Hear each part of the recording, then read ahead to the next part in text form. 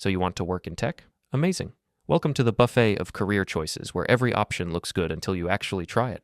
You've got web development, DevOps, cybersecurity, sysadmin, QA, AI, the IT equivalent of picking your starter Pokemon, except all of them can still ruin your life. Choosing a path in tech feels less like planning a career and more like spinning a roulette wheel and hoping you don't land on legacy system maintenance for a bank that still uses Java 6.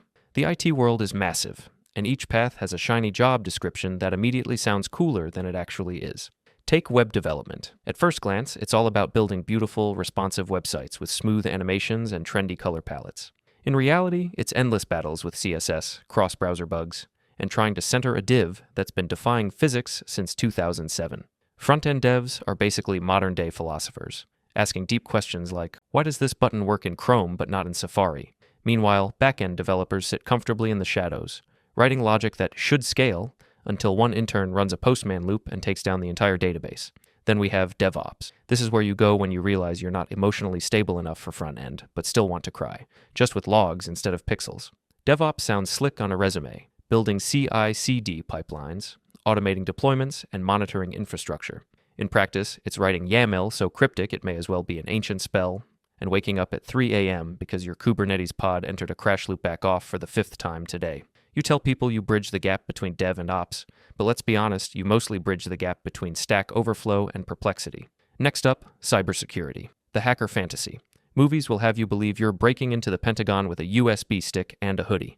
The reality? Most of your day is spent telling coworkers to stop clicking phishing links and convincing the finance team that their marriage date is not a secure credential. You'll do a lot of PowerPoint presentations, policy writing, and if you're lucky, maybe run a pen test once a quarter. And if something goes wrong, you'll definitely be in the meeting where everyone pretends not to blame the intern who opened a PDF from invoicedragon299 final.pdf.exe. Let's not forget the sysadmins, the original backbone of tech before it got rebranded as cloud. You've got root access and zero sleep. If something's broken, it's your fault. If everything's working fine, people assume you're doing nothing. You'll become an expert in two things: Googling obscure error codes and pretending that rebooting the server wasn't just a lucky guess.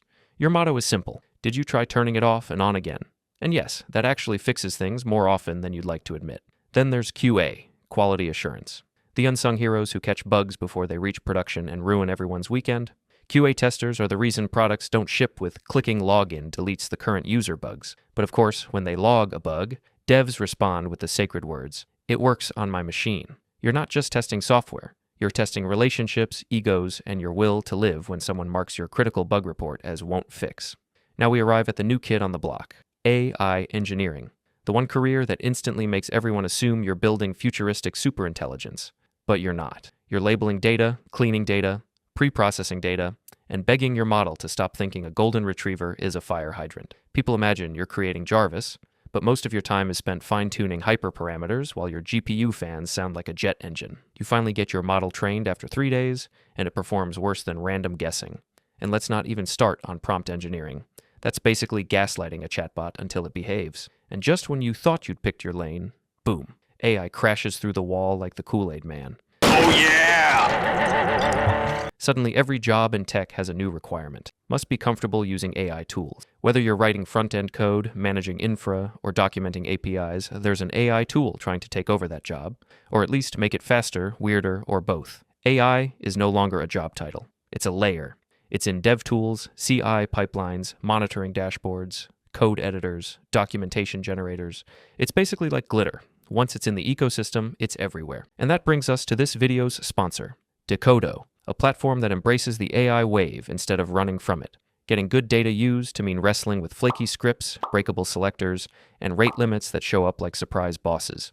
But with Dakota, you don't just scrape, you do it smart.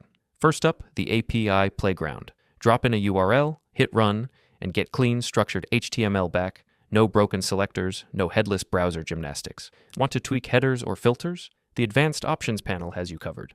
Then there's the AI parser.